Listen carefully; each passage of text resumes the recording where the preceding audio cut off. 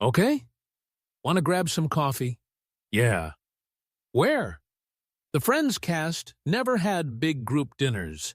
In the 17 years after the show ended, they only ate together one time. Lisa Kudrow spilled this crazy fact at the reunion. It's gonna be okay. Yeah, easy for you to say. Hey, I don't see 3 kids coming out of your... While fans thought they were super close, Lisa was dealing with her own stuff. I don't remember it being too bad for me. She skipped after-parties and group hangouts. She said it brought back memories of her friends ditching her in middle school. But there's more to it. Something went down on that set that made her feel left out. The real reason Lisa kept to herself is gonna shock you. Lisa Valerie Kudrow was born on July 30th, 1963 in Encino, California, into a house full of science, quiet, and high expectations. Her dad, Dr. Lee N. Kudrow, was a super smart headache doctor who opened the first private headache clinic in the western United States in 1971. Her mom, Nedra, used to be a travel agent, but her real strength showed up later. She beat breast cancer and even made it through the early days of the COVID-19 pandemic. But she passed away quietly in February 2020 at age 89. The Kudrows weren't showy, but they were serious. Their home in Encino was comfy, full of books and pressure to do well. Lisa didn't grow up with a lot of chaos. She grew up around success. She was the youngest of 4 kids, but the age differences were huge, so it often felt like she was raising herself. Her sister Helena was born in 1955, 8 years older, and ran a ceramic arts business called Honeymoon Designs. David, born in 1957, became a brain doctor like their dad and took over the clinic in 1995. Derek, born in 1959, stayed totally out of the public eye. He never wanted attention. Helena looked so much like Lisa that she even worked as her body double for a few scenes on Friends. David got married in 1984 and had 2 sons, Ethan and Danny. By the time Lisa was still in school, her brothers and sister were already grown and living their own lives. That left her, the quiet kid, stuck with her books. Her childhood was in a house where nobody cared if you were popular or funny. They cared if you got things exactly right. At dinner, nobody gossiped or told jokes. They talked about the brain. Lisa felt that pressure super early. She played tennis like it was a school assignment. She read books like her life depended on it. She didn't get to run around wild like other Encino kids. Her parents had strict rules about grades that left almost no room to just be a normal teen. She felt different, not on purpose, but because that's how she was made. Even when she went to Taft High School and made the varsity tennis team, it didn't mean she fit in. It just meant she achieved something again. She started acting super introverted around age 5. While other kids played outside, Lisa stayed in with books that were way too advanced for her. Her mom called her an old soul, and teachers saw how Lisa overthought even the smallest social stuff. She didn't just skip parties. She didn't even want anyone to notice her. The world felt too loud, and she liked the quiet spots better. By middle school, the difference between her and everybody else got bigger. She couldn't figure out the social rules around her. She didn't even try. She studied French. She studied biology. She studied everything except people.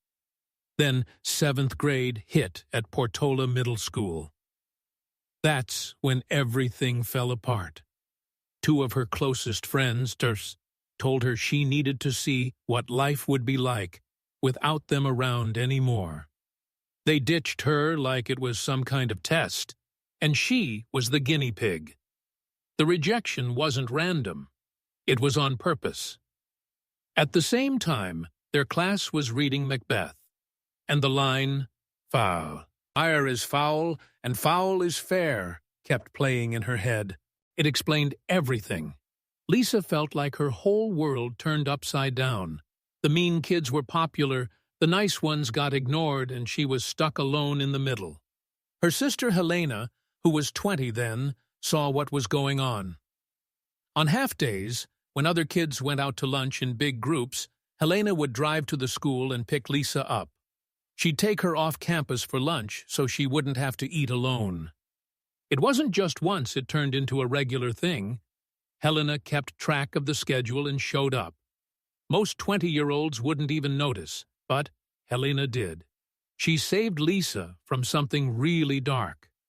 Lisa called it amazing. When Lisa asked her parents what she did wrong, their answers hurt in the worst way. Her dad just said, "F them." Her mom told her, "You can't do that." Nobody helped her work through it. Nobody slowed down to listen to her. They didn't mean to hurt her, but they left her feeling totally alone emotionally when she was already isolated. That moment made something hard inside her. She stopped trusting groups. She started protecting herself with distance and quiet. The hurt didn't go away fast. She started skipping any group stuff. She hid in vocabulary books and science projects. She started believing friends could disappear any second. When she finally got famous, she thought maybe now she could like herself because the world liked her. But even then, it didn't fix the 13-year-old girl who had nobody to sit with at lunch. At Taft High, she tried again. The tennis team gave her some structure, and she pushed through, but the friend part never worked. That summer, she went to a special program at Cornell University. She took 2 classes, Jewish history and writing, and failed both. Not because she was dumb. She was too stressed trying to figure out where she belonged. Her dad told her, "You failed too. Good for you. Have fun now." He could see how stressed she was. It wasn't about grades anymore. It was about her head. At 16, she got a nose job. The surgery totally changed how she saw herself. She did it right before switching schools, and it gave her something brand new: confidence. She said, "I went from hideous to not hideous, and I meant it." It wasn't only about looks. It was about finally feeling like people might see her differently. Even with all that, Lisa killed it in school. She focused on biology and won science fair awards. She got into Vassar College and graduated with a degree in psychobiology in 1985. Right after, she spent 6 to 8 months working in her dad's clinic, doing real medical research. She got her name on a study about left-handed people and cluster headaches. This wasn't some fake celebrity job. She crunched numbers. She studied brain patterns. She grew up where medical discoveries were normal dinner talk. Her brother David, now a brain doctor, had been childhood friends with John Lovitz. Years later, John would push Lisa to try acting, but her life wasn't there yet. In high school, she'd gone to France. That trip made her fluent in French. She kept practicing and got even better in college. Then, in the early 1980s, she had a French roommate who was dating a guy named Michel Stern. Years later, in 1995, Michel and Lisa got married. It all started from that high school trip where learning French felt like just another homework thing. But Hollywood brought a whole new kind of stress. After the nose job, people started talking about her body. Even compliments came with rules. Stay skinny. Look perfect. Compare yourself to everybody. On Friends, she said she felt huge next to Jennifer Aniston and Courtney Cox. She started losing weight just to match them. And when she did, people cheered, even if it wasn't healthy. The nose job gave her confidence, but it also started body issues that never fully went away. In September 1981, Lisa Kudrow left the warm California vibe and stepped onto the cold campus of Vassar College in New York. She wasn't there to show off or be noticed. She was there to study psychobiology like it was the air she breathed, something she got from her family. Her dad, Dr. Lee Kudrow, had built a quiet career studying headaches. Lisa wanted to do the same. She kept a 3.7 GPA, graduated in May 1985 with a biology degree, and never slacked in the lab. She played varsity tennis, spoke perfect French, and lived in data. Her junior year, she basically lived in the science building in Strong House. Acting wasn't even a thought. She spent nights typing up patient files, spotting patterns, testing if left-handed people got more migraines. It was exact, it was medical, but it was her world. Even after graduating, she kept working with her dad from Encino. Together, they published something that actually mattered in medicine. In 1994, a study called Handedness and Headache came out in the journal Cephalalgia, and her name was on it. They looked at 273 cluster headache patients and 477 migraine people, and they found something nobody had seen before. 24 of those 273 cluster patients were left-handed. That was 13 times higher than normal people.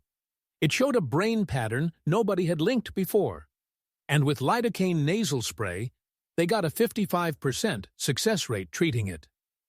Lisa Kudrow was first and foremost a real scientist. Harvard wanted her. Stanford was interested. But while she was doing big things in medicine, something weird started happening. Around 1983, Lisa's older brother introduced her to John Lovitz, a loud, wild comedian already doing stand-up in L.A. He was nothing like her lab friends. He made her laugh without trying, and she made him laugh without meaning to. He noticed how Lisa would slip into funny voices when she talked about lab stuff or classes. He told her she was hilarious. She said no way. He kept saying it. She brushed it off. But something opened up. In late 1985, 6 months after Vassar, she took her first big chance. She signed up for an improv class taught by Cynthia Sigeti at the Coronet Theater. But it was awful. It was embarrassing. During one game, she totally froze. Her partner had to keep going alone for 5 painful minutes while Lisa just stood there stuck. She almost quit that night. And maybe she would have if Conan O'Brien hadn't been there. Conan had just left Harvard. He was tall, fearless, and okay-looking stupid. Lisa watched him jump into scenes with no fear. Something changed. After class, she went up and said, "Hi, I'm Lisa." That was really good. It started a friendship and a short, sweet relationship. Conan became her safe person in a world that confused her. In college, Lisa had always been awkward with dating. She'd lost her virginity at 20 to a Turkish exchange student. A quiet, weird moment that started something but left her more confused. Conan was different. Intense but short. They lasted 8 months before jobs pulled them apart. Then something else happened. Just 1 month after splitting with Conan, Lisa met Michel Stern at a birthday party. He was French, charming, and nice. Years before, she'd had a crush on him, but he was dating her roommate. Now he was single. But Lisa couldn't make a move. Not yet. She still felt too shy. Too much like the girl who says hi and runs. So she waited. 6 whole years went by. Meanwhile, Lisa kept trying to break into acting, but nothing was easy. She wanted to join the Groundlings, but didn't make it. So she went back to Sigeti's beginner class. Sigeti was tough. She told Lisa to stop working up to feelings. Just feel them. It's all fake anyway. It sounded mean, but it clicked. That's when Lisa created her first dumb girl character. Clueless, but nice. She didn't love the name, but she felt the crowd laugh. Her awkwardness was actually funny. Sigeti ended up being Gee, the most important teacher Lisa ever had. But acting still didn't pay. In 1990, she got a chance at Saturday Night Live. Lorne Michaels flew to L.A. to watch her and Julia Sweeney perform the same night. Lisa bombed. She knew it. She wasn't ready. Julia got the job. Lisa went home crushed. For months, she was super depressed. She told Vanity Fair later, "I thought maybe I'm one of those people good things never happen to." She waitressed. She borrowed cash from family. She thought about going back to science. In 1991, she joined the Transformers comedy group. It was her first steady paid acting gig, but the money barely paid rent. She had to pick between food and gas. Her mom reminded her, "You can always go to medical school." Lisa thought about it every day. By 1992, it got worse. She got turned down for over 20 TV pilots. She got cast as Roz Doyle in the Frasier pilot, then got fired after 3 days. James Burrows told her straight up she wasn't right. She cried. She wanted to give up. That same year, she got a tiny role as a nameless waitress on Mad About You. It paid $2,000. She didn't even read the script. But by the end of the week, the producers asked if she could do 5 more episodes. That character turned into Ursula Buffet. That small part saved her. Even then, money was super tight. She took a $1,500 job on the CBS sitcom Bob, barely enough to live. She lived with roommates, borrowed money, did voices for The Simpsons, and did improv every weekend. The Groundlings became her school. She worked with people like Will Ferrell and Kristen Wiig. She got braver, weirder, more herself. On May 27, 1995, she married Michel Stern. It had been 6 years since that awkward hello. They got married in Malibu. She wore pearls. They said vows in English and French. It should have been the best time. But Lisa still had panic attacks. Part of her was still that science kid, still unsure if the world would ever let her eyes in. In 1994, while the rest of the cast got picked quietly, Lisa Kudrow was the only one who had to audition twice. Everyone else got offered the role straight. Jennifer Aniston, Courtney Cox, David Schwimmer, Matt LeBlanc, and Matthew Perry all got it easy. But Lisa had just been fired from Frasier the year before. She had already shot the rehearsal as Roz Doyle when the director stopped everything and said it wasn't working. That director was James Burrows. He didn't think she could do it. So when friends came, he made her prove it again. She had to stand in front of him and audition a second time while the others were already getting ready for the pilot. Lisa didn't even know she was the only one treated like that until years later when they planned the reunion.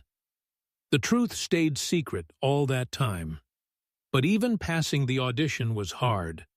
Actors were walking out whispering, "That was messed up," under their breath. The scene was brutal. Phoebe's monologue about her mom's suicide, her drug addict roommate dying in the car, and her stepdad in prison. It wasn't something you could fake. You had to live through it and still make it funny. Lisa saw people with way more experience leave that room shaking. She was new, scared, and still hurting from getting fired. But she used her improv skills. She made Phoebe's pain feel like something everybody understood, not just sad. That's how she got the part. What she didn't see coming was the twin. NBC connected Phoebe to Ursula Buffet, the waitress she'd played on Mad About You. That freaked her out. She thought she'd be stuck as the dumb blonde forever. But they made it a twin storyline. And that choice changed everything. It locked her in with a starting pay of $2,500 per episode because of the crossover. That meant $540,000 for season 1 alone. She hadn't even proved herself yet. But the network bet on the twin thing. Ursula showed up sometimes, but Phoebe became the real star. Still, Lisa had doubts. She wasn't like Phoebe. She had a biology degree from Vassar and years of research with her dad, a headache expert. She worked in labs, published stuff on left-handedness and cluster headaches. Now she had to say lines that made zero sense. She said they were crazy, illogical, and her brain couldn't accept them. For 2 full seasons, she tried to make everything Phoebe said logical. She overthought it. She worried she wasn't funny enough. She worried she was too smart for the role. And while others got comfy fast, she felt behind. She tried to fit in, but it felt forced. Jennifer, Courtney, and Matt clicked right away. Lisa didn't. She said it felt like junior high standing outside the group, not knowing if you're wanted. She felt safe with Matt LeBlanc. He did improv too, and they got each other, but she stayed quiet. She didn't know how to say, "Can we talk?" when something bothered her. The others were good at that. Lisa had to teach herself to speak up, ask questions, work through problems instead of shutting down. The famous Friends chemistry didn't just happen. It took work.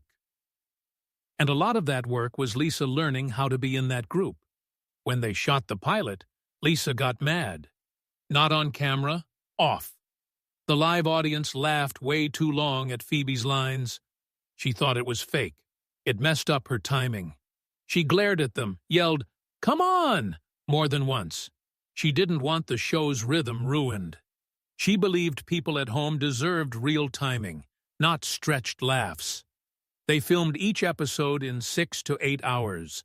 Every extra laugh meant more takes, and everyone got tired. She hated when jokes got changed just because the tired crowd stopped laughing. She knew the final version would use the clean take anyway. That's what bugged her most. The studio audience wasn't the real audience. The people at home were. By season 2, the money fight started. The cast made between $20,000 and $40,000 per episode. Lisa was near the bottom at $20,500. David Schwimmer stepped up. He said they should all get the same pay. All 6 stuck together and refused to do table reads unless they got $100,000 per episode for season 3. They got $70,000 instead, but also locked in syndication money. That made them millions later. Lisa said it was scary. The network called them greedy, but they knew the truth. If even one of them walked, the whole show would fall apart. They had the power, and they used it. In 1998, everything hit at once. She had been nominated for an Emmy 3 years straight. That year, she finally won. Outstanding Supporting Actress. But right before that, during season 3, she thought she was failing. She called it total panic. She thought she was lazy, that she stopped trying, that she was faking it. Matt LeBlanc saw it. He told her, "You don't have to do what you did in season 1, you've got it now." That stopped her freak out. She relaxed. She stopped overthinking. And then she won the Emmy. That same year, her son was born. May 7th, 1998. His name was Julian Murray Stern. Instead of hiding the pregnancy, the writers used it. Phoebe carried her brother's triplets. Lisa came back from maternity leave feeling good. The cast even started their pre-show huddle saying, "Love you, love you, love you, love you, little Julian." He basically grew up on set. He watched his mom play one of the weirdest, sweetest characters on TV while she raised him between scenes. In 2021, he graduated from USC with a film and TV production degree. Behind the scenes, Lisa still felt like the odd one out. The big group dinners fans imagined? Never happened. In 17 years after the show ended in 2004, the six of them only had dinner together once. Once, around 2014. They didn't all sit down together again until the 2021 reunion. Lisa said it took effort. She had to learn how to talk nicely by watching Courtney, Jennifer, and Matt. She said she never knew it was okay to just say, "Can we talk?" During season 5, it all got too much. Lisa's shyness was at its worst. She skipped group stuff. She skipped after parties. She said it all went back to 7th grade when her friends said, "You need to see what happens when we're not here." Then they ditched her. That kind of hurt doesn't just disappear. She brought it to the friends' set. When the others joked around and pranked, she sometimes walked away. She didn't want to feel laughed at again. Even when she tried to do different roles, critics put her back in the dumb blonde box. In 1997, she did Romy and Michelle's high school reunion. It made $29.2 million, but critics called it silly. They said she was just Phoebe again. They missed the real stuff, the lies, the high school shame, the awkwardness. It was all from her own life. They didn't get it. They just saw another blonde joke. In 2005, she made the comeback. She played Valerie Cherish, a washed-up sitcom star trying to stay famous. It was super real. HBO canceled it after one season, but fans kept it going. And in 2014, it came back. She got another Emmy nod.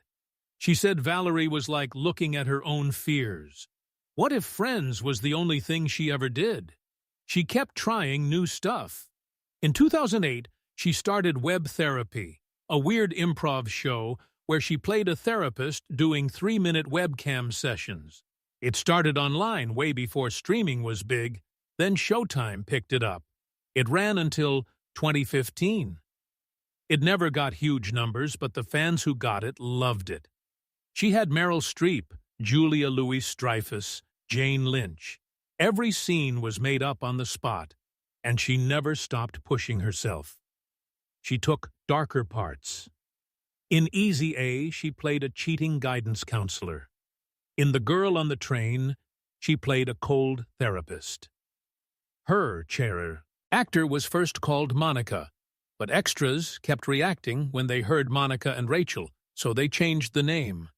Even years later, Friends followed her everywhere. In 2022, Spencer Pratt said she was the rudest celebrity he ever met. He said she told his wife to run from him at a party. He said she told him he had serial killer eyes. Bethany Frankel backed him up. Lisa never said anything back. In 2024, she flew to New Zealand to film Time Bandits for Apple TV+. Taika Waititi asked her to do it. She played a time-traveling thief named Penelope. It cost over $100 million. It got canceled after one season. She said it was the biggest chance she took since Friends. But it didn't matter, because Friends still pays. The show makes $1 billion a year in reruns. Lisa still gets around $20 million per year from it. Over 10 seasons, she made about $90 million in salary. And in 2024, at 61 years old, she said she's still figuring everything out. She still goes to therapy. She still thinks about the day her friends walked away in 7th grade. She still remembers feeling like she never really belonged.